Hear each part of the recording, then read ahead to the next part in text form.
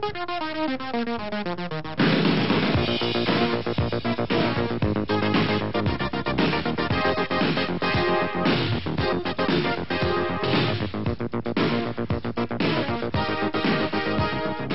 to Community Focus, offering new insights into the issues and concerns important to our community. Presented by Fox 66 and brought to you in part by McLaren Regional Medical Center. And now, here's your host, Tom Crown. Good morning and welcome to Community Focus. Our subject on this Sunday morning deals with pornography. And we're going to specifically target this down to video store owners, and the ones that are out in Oakland County right now are running scared. They've got a young prosecutor out there who's trying to make a name for himself. His name is Richard Thompson. And we have a gentleman on our program today from the Oakland area, and we're just going to give him give his first name. His name is Carl. He has a video store in the Oakland area, and he's up here to let us know about something that is ready to, I guess, take over the Flint area. Carl, can you tell us a little bit about how this all came to be? I understand that starting in the mid-'70s, former prosecutor L. Brooks Patterson tried to make a name for himself by busting theaters in the Oakland area. Is that right? Yeah, in the mid-'70s, early '70s, there was a theater in Ferndale. Ferndale. Studio North, right? Okay, there's a theater in Ferndale called the Studio North that had previously been part of a chain of 4 theaters that ran foreign movies. And the chain went out of business when the desire to see foreign movies waned. And it was taken over by someone who decided to turn it into an adult theater. And the first movie that they wanted to run there was a picture called Naked Came the Stranger, which had been a best-selling novel. Wasn't that written by some well-known writers? That was written by 19 Newsday writers who wrote news copy for the Newsday organization, and they decided to see if they could create a bestseller simply by writing a novel that had enough steamy sexual scenes in it to titillate the public. And they were successful. It did become a bestseller. They wrote it under a pseudonym, a woman's name, Penelope something or other. I'll be darned. Anyways, the film was sold to a director who had previously made soft R movies. And he decided to try making a sexually explicit film, but with story content. So he turned Naked Came the Stranger into a full-fledged production, 35 millimeter, with good production values and actors, you know, who knew how to read lines. Any well-named actors in that? No one particularly well-known was in it, but they were competent. And there was like 10% of the film was sexually explicit scenes. So the other 90% was a basic, good, strong storyline. Exactly. So the prosecutor, right after the film opened, like a couple days later, he raided the place. He took the projectors out of the booth and hauled them away, and the machine. Didn't he also haul away the manager and the projectionist too? I think he may have. I'm not certain about that. Yeah. And, anyways, that was L. Brooks Patterson, and his hand-chosen successor, Richard Thompson, is trying to do the same thing with video stores, because that's where the adult films are available now. Carl, can we get a little bit of detail as to how pornography began? I mean, pornography has been around with us for years, hasn't it? More than years. I would say pornography has been with us as long as man has existed on this planet. I mean, you can go to various museums and see, if you want to call it, you can see pornographic pictures scratched on cave walls. Whoa. Going back to prehistoric times. How did it come about in movies? I mean, was that during the silent era also that they... There were pornographic movies going back into the silent era as soon as they invented the projector. The first thing, well, one of the first things they did was to put pornographic movies on film. The evolvement into a regular Hollywood production took some time. I imagine. I mean, in the films that they shot were probably in somebody's bedroom or in a motel. Well, Hollywood per se, Hollywood is like a big term. There's a Hollywood we know of, the Warner Brothers and 20th Century Fox and Paramount and so forth. They don't make pornographic movies. Right now they can make certain explicit movies, but they can't go as far as pornography. But Hollywood's a big place. There are studios all over the place, including studios that specialize in making pornographic product. Is it true, I've heard this, that it's mafia involvement in the making of these movies. Do you think there's any validity to that? I have no idea. No. I've heard those rumors too, but nothing's ever been proved. Okay. Getting on to how it made a transition from film to videotape, when did we start seeing adult films? From what year?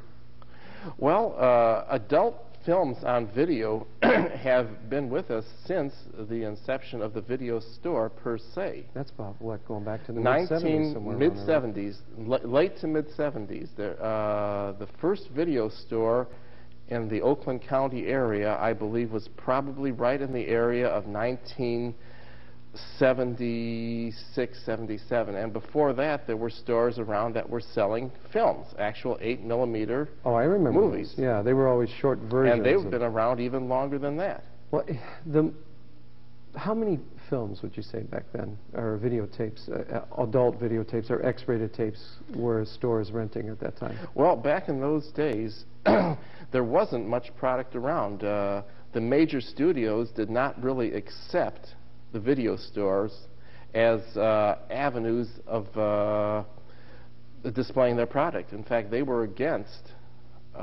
stores renting out their product. Mm-hmm. And it led to a large bootleg industry of major studio productions, and finally they saw that they couldn't stem the tide of that, so they released their product legitimately to the stores. Then you finally started getting then we started getting more legit movies, but before that the only thing that was available were a lot of X-rated movies, some German softcore movies, and certain old public domain movies, and the few old movies that the studios would allow us to have because they'd already run their course through their system and were of no use to them anymore. So how many, if you could put a percentage on it, how many I would say in the early days when we didn't even rent movies, when we started out, videotape rental came along really in the early 80s. Mm-hmm. I would say in the late 70s we were just selling these movies. Wow. And most of the movies we were selling were X-rated? I would say 60% were X-rated because that was all that was around. So this is just lately that, what's his name again? We don't want to make him a household word, but... Richard Thompson, the Oakland County prosecutor. And he's out to get you guys. He's out to make a name for himself, too. Well, he's definitely out to... his stated purpose is not out to get us. It's out to stop us from renting sexually explicit material. Okay. Which, according to our customers, is what they want. We're going to get into a little bit more detail on this. We're going to find out a little bit more about Mr. Richard Thomas, and we're going to do that. Thompson. Thank you. I stand corrected. Right after this time out.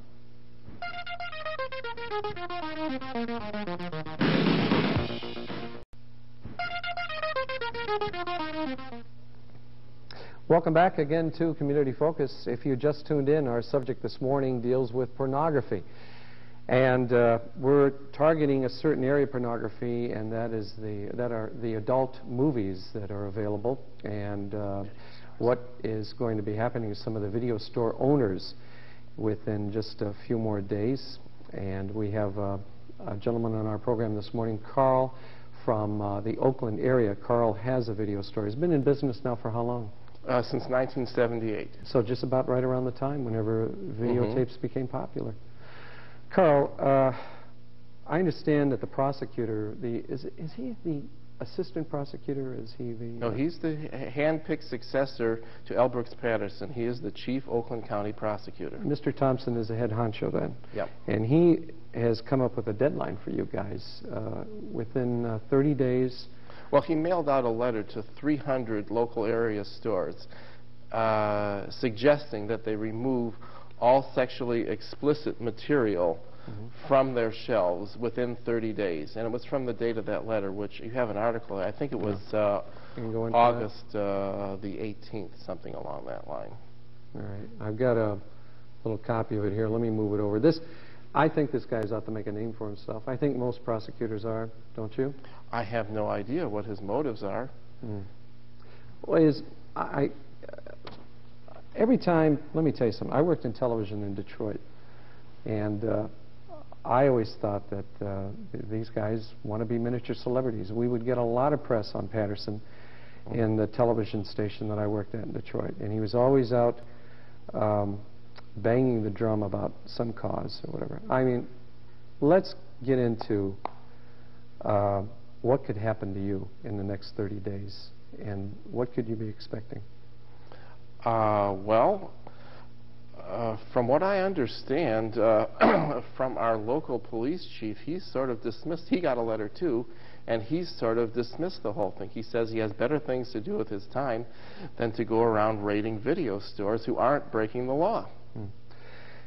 I want to tell you something up front. I tried to balance a show out prior to taping this, and I called up another video store owner here in this area. You've got a lot of guts to come up here and be on this program, because this guy chickened out at the last minute prior to airtime today.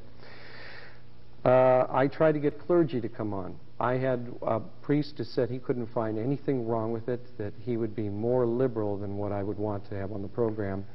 And another priest flat out told me that he didn't want to be involved with anything dealing with pornography.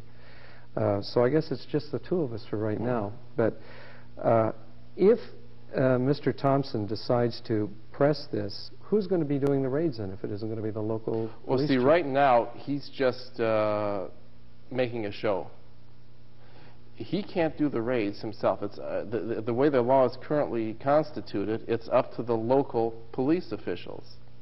So he's hoping that they'll go out and do his dirty work for them. Which they say nay, right? Exactly. So in all likelihood, nothing will come of this. But then it could. Right now, it's just he's using intimidation.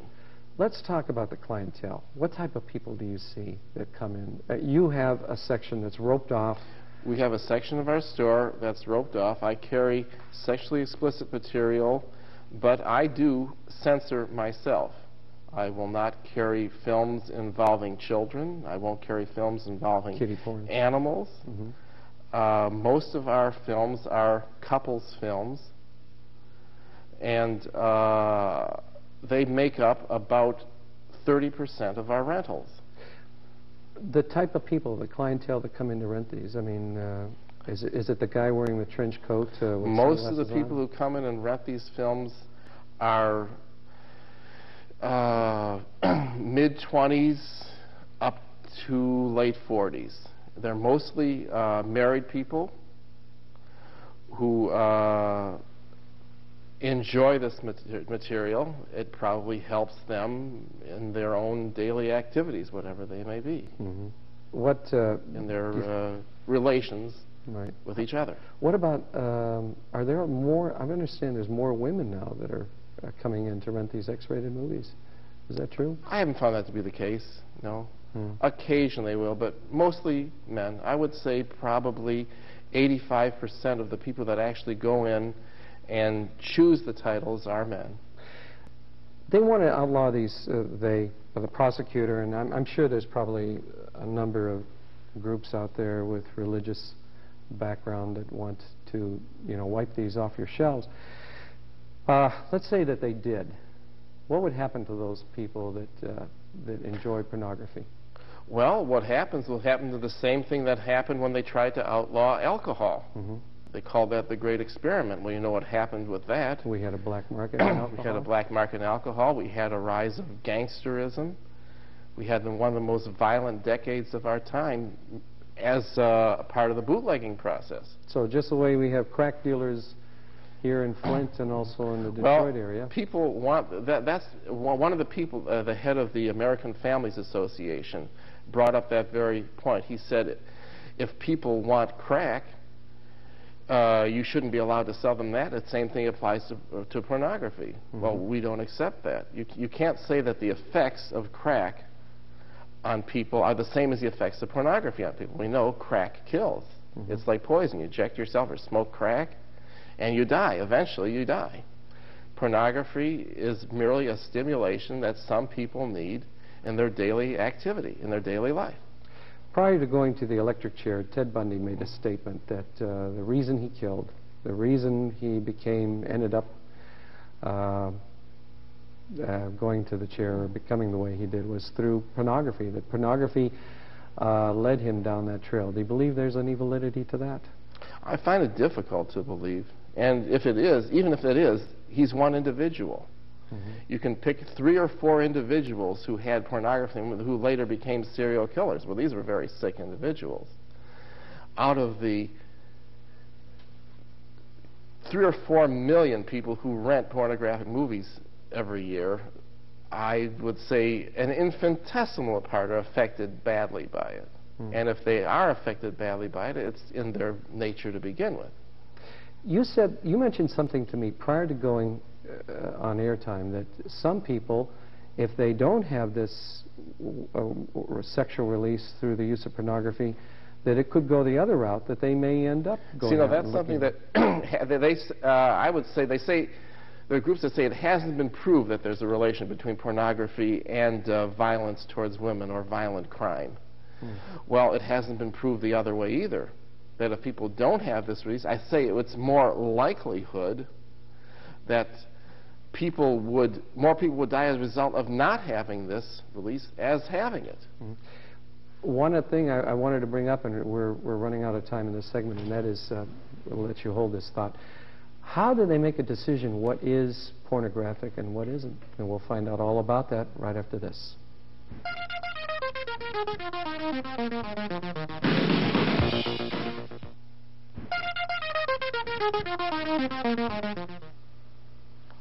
Welcome again to Community Focus. Our subject this morning, it deals with pornography. We are locking it right into one specific area, and that is rental of X-rated tapes or adult tapes from video stores, and something that's rumbling just to the south of us in Oakland County, and that is the fact that video store owners in Oakland County are subject to prosecution through intimidation. Intimidation, that's about it. We have a guest with us this morning, Carl, who is a video store owner in Oakland County. And Carl, I left off with asking you a question. Can you define the 3 criteria for defining pornography? Well, defining obscene materials is what they call it. The pornography per se isn't mentioned. Obscene materials is given by the law as having 3 criteria to define it. Those 3 are, get my glass on so I can read. The average individual applying contemporary community standards would find that taken as a whole, the material appeals to prurient interest. B, it lacks serious literary, artistic, political, or scientific value. And C, depicts or describes in a patently offensive way sexual conduct. Well, those criteria are so nebulous that you can't use them to describe a can of beans. So, if they can target the X-rated tapes, the adult tapes, where do they go from there? They can go after your R-rated movies, right? They can go after whatever they want. Right now, this is the only law they have, these 3 criteria. And they're hoping, by use of this, that they can intimidate local authorities to go after video store owners who are providing a service that people have shown that they want. And then we end up going into the black market. Exactly. Is there an extreme in pornography? Is there a point that you would consider, you know, I imagine you told me about the video porns and that, but... Well, you know, there's certain types of pornography that I won't carry. Things that do violence, things subject involving children or animals. And I personally, well, I don't want to go into that because it shows a I personally wouldn't carry certain other types that are personal prejudice of mine, but that's my right as a store owner not to carry them. You know, I remember going back into the 60s when we had the seal of approval on television programs. Do you remember that, especially on CBS, where I guess it gone through a review board or a censorship board as to what they considered family viewing? Well, my purchases of my material are based more or less on what my customers want. They tell me the type of films that they want, and I stock them for them. I'm there to serve them. Not some nebulous authority, not some church group, not some judge. My job is to take care of the people in my community. How much of your fare, your income, comes from rental of these movies? What's the percentage?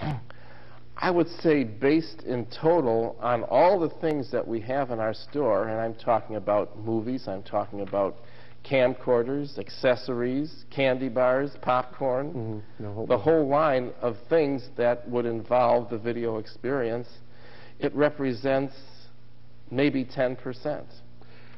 You know, I can go back to the early 70s, and I do remember the movie Deep Throat, and I think that was the first film that ever came out with a storyline. It had somewhat of a storyline for an adult movie.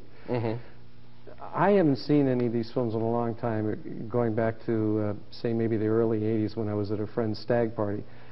The movies that they have out today, how would you classify them? Do they well, the production values today are far greater than the ones in Deep Throat. Deep Throat was made on a shoestring budget. They have like major studio type of financing now, and they spend upwards of $1 million on some of these films. With stars that are... They have their own star system. I can't list them all, but there's like 20 or 30 well-known individuals who regularly appear in these films. In fact, a few of those individuals have broken away from the pornographic field and are making names for themselves in legitimate productions. Marilyn Chambers, I understand, is trying to go that route. Well, she has been doing legitimate, though sexually explicit material for a long time. But a young lady named Tracy Lords comes to mind, who is appearing in a videotape that's coming out tomorrow with Glenn Ford. Isn't she working on a kid's show, too? Isn't she doing something with a children's show, I heard, not too long ago? Hadn't heard she was doing. I know she's bringing out a very tasteful calendar. She was on Larry King's show the other night. The name comes to mind, Joan Crawford. I understand that she was reputed to have done an X-rated movie or something. Those are rumors that she's always denied. Though I did see pictures in a book by Kenneth Anger called Hollywood Babylon. Also, Jean Harlow, some of the stars from back then. And then we had Sylvester Stallone, who acted Stallone acted in a very hard R picture, which was called Night at Kitty and Studs, which they later redubbed it The Italian Stallion when he became famous as Rocky. How do you address our audience this morning, on Sunday morning, people out there who have negative attitudes towards adult video stores? What would you have to say to them? Well, for one thing, I'm not an adult video store. Okay. I'm a video store. Video store. Right. I'm a full-service video store, and I'm there to serve the members of my community. Now, if they have negative attitudes toward sexually explicit material, I'm not twisting their arm telling them to go out and rent them. I'm not trying to rent them to their children. We have very strict rules about who can rent out. You have to be 18. These materials are there, displayed in a very discreet manner for the people who want them. So I would say if they don't want these materials, if they don't, then they should not patronize them. They can come into my store and not even see these materials. Because it's all secluded. It's all secluded in back. Most video store owners have enough sense to do something like that. I haven't seen one that hasn't. Okay. What do you think would happen to you, Carl, if the prosecutor in Oakland County were to shut you down in that area? Would you have to go out of business? I mean, no, not at all. If I have to get rid of it, I'll get rid of it. I won't like to because a segment of our community wants this material. Okay. Well, like I said, I'm glad you were able to come on the program. We had someone from up in this area who, for whatever reason, decided to chicken out at the last All I'd minute? like to say in closing is that the viewing of these materials should be left up to the individual. Right. And if our local police authorities choose to pursue this matter, then of course I'll have to remove them. Okay. Carl, thank you again for being on the show. Thank you. In 2 weeks' time, we're going to take a trip over to McLaren Regional Medical Center and go right into the emergency room, show you what goes on with the emergency crew over there. It should be quite an interesting show. We'll hope you join us at that time. This is Tom Crown for Community Focus, and we'll see you in 2 weeks.